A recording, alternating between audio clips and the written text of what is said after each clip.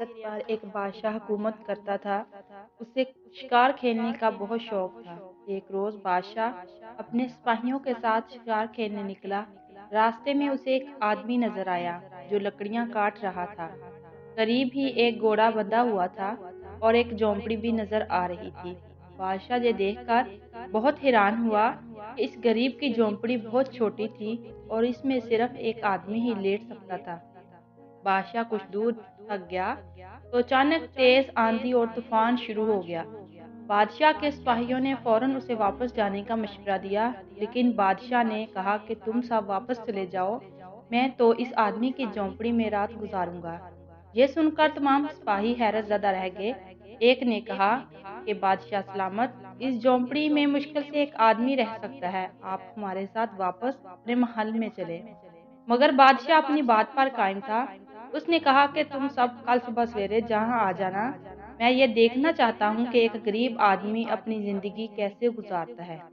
چنانچہ جب اس کے تمام سپاہی واپس چلے گئے تو بادشاہ اس آدمی کی جھونپڑی میں پہنچ گیا۔ وہ آدمی بہت خوش مزاج اور مہمان نواز تھا۔ اس نے بادشاہ کا بھرپور استقبال کیا، اسے گرم دودھ پیش کیا جو اس کی پالتو بکری کا تھا۔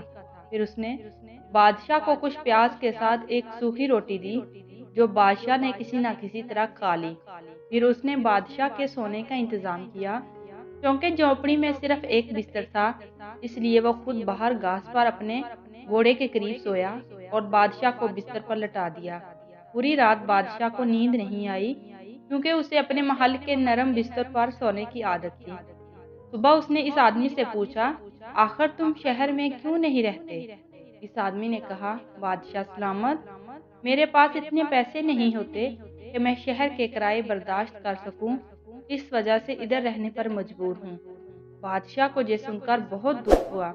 اس نے فوراً اپنے محل کا ایک کمرہ اسے مفت میں دینے کا حکم دیا اور شاہی خزانے سے اس کے لیے ماہانہ وظیفہ بھی جاری کروا دیا۔